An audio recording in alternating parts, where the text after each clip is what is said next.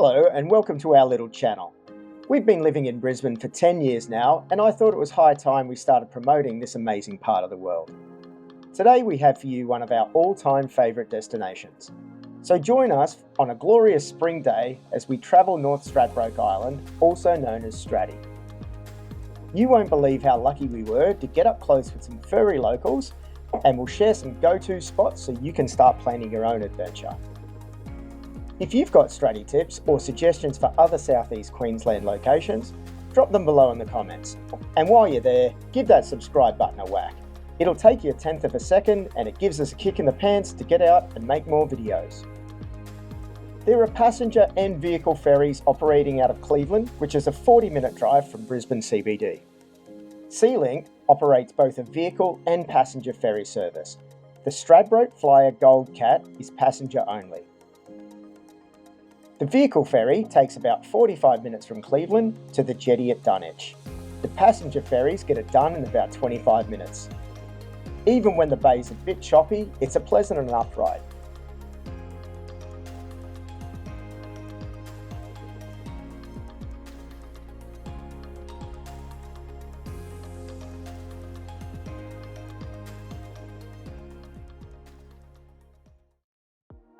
Straddie isn't just beaches, it's culture. Annual highlights include the Quandamooka Festival, which celebrates Aboriginal traditions, the Stradbroke Chamber Music Festival, the Straddie Arts Trail, and of course, the Oyster and Seafood Festival. You can catch grassroots live music at the Straddie Brewing Co., great beer by the way, and the Straddie Salute Triathlon Festival for all you fitness nuts. You'll kick off your Straddie trip when you land at Dunwich. Here you'll find a netted swimming area, places to grab some provisions, fuel up your car if you're running late for the ferry or you just simply forgot. From here, we'll head off towards Point Lookout. We'll show you some of the spectacular bushland on the way and fill you in on the awesome Stradbroke Bus Service.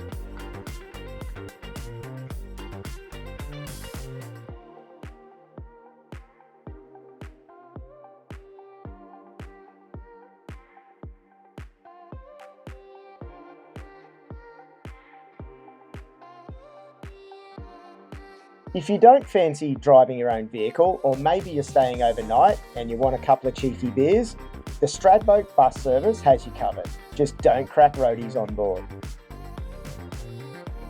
The service connects key destinations across the island with a simple, scenic route map and a reliable timetable. Hop aboard for just 50 cents one way, $1 for unlimited daily travel, or $5 for a full week of island exploration.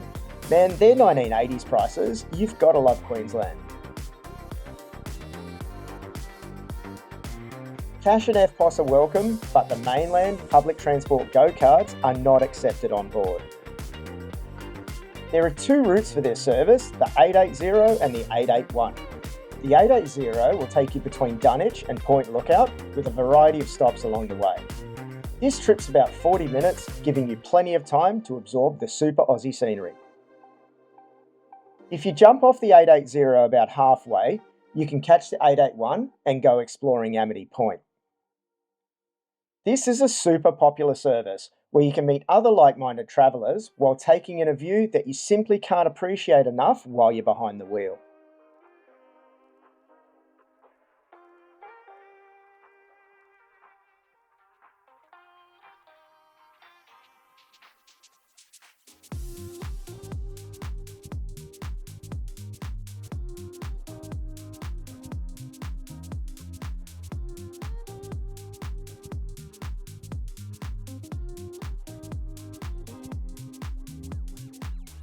The North Gorge walk is a must-do. Kicks off along this dirt path and wildlife is everywhere. Not far along the walk, we crossed paths with a family of eastern grey kangaroos and we caught turtles feeding in the gorge. Between May and November, you may be able to spot migrating humpback whales. This walk is not wheelchair friendly, but otherwise manageable if you can deal with stairs and shaded rest stops. The walk is a 1.2k loop and takes about 30 minutes to an hour. I do suggest taking the hour as it's well worth doing this one slow. Nothing beats being here yourself, but check out some of the stunning views you can catch on your trip over to Straddie.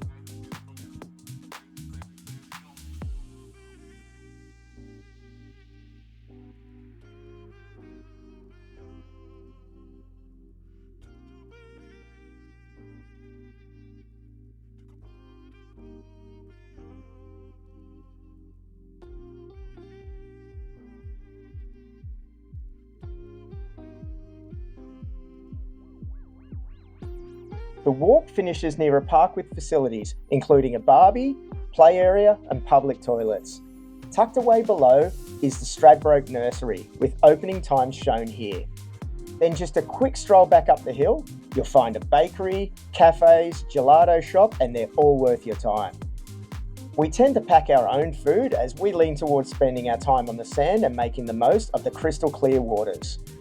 That being said, we have found the food on the island to be of a very high quality, though we really miss the Wales Way restaurant, which closed a few years back.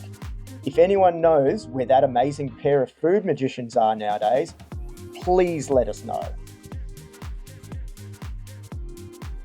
With our morning stroll complete, we take off for our first drive on the sand. The destination is Flinders Beach, where we chose to enter via Flinders Beach Drive, as it's a bit more out of the way and tends to be quieter than the access points at Amity in the north or Adder Rock in the south.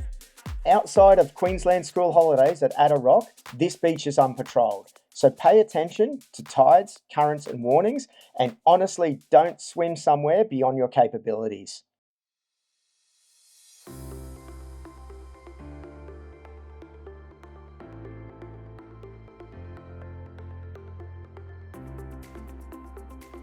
Campsites dot the tree line. If you do choose to grab a camping permit, link in the description, bring high concentration DEET insect repellent for the 3 M's, being march flies, midgies and mozzies. Now I'll leave you in peace for a few moments and you can check out Flinders Beach from a couple of 100 feet up.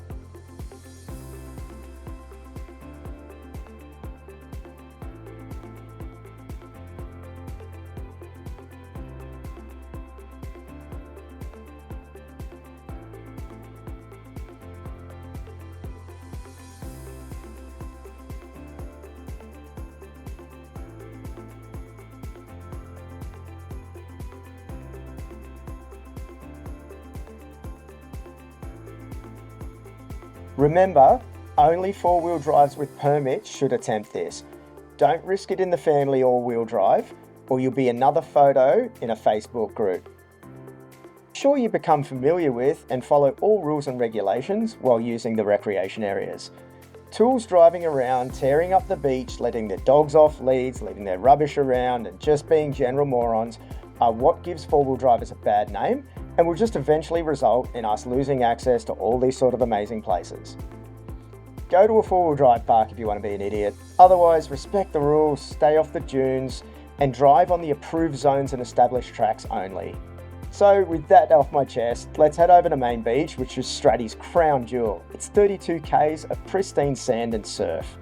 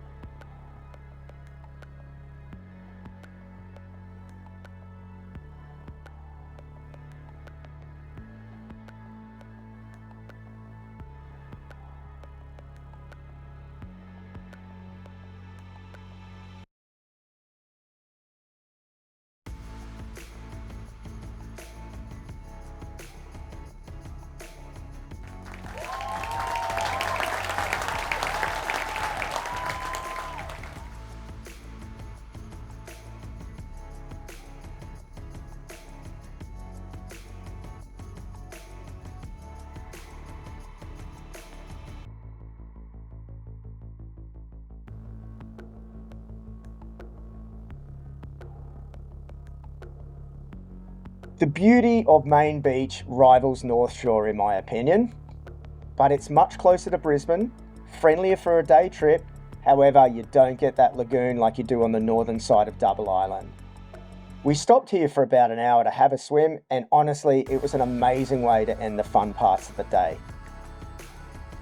The only thing left for us to do now was cruise that 10 or so k's south along to the causeway access point so we could head inland across the island and come out right where we started at the top of the park overlooking the Dunwich ferry jetties. We booked the 6 a.m. over and the 4:30 p.m. ferry back. While that does seem like a long day on paper, once you're over here soaking in all the island has to offer, those hours are going to fly by.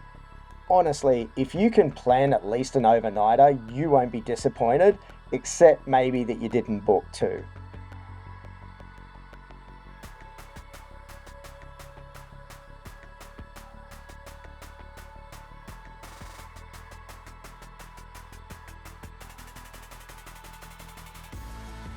That wraps up the video and another amazing day on Straddie.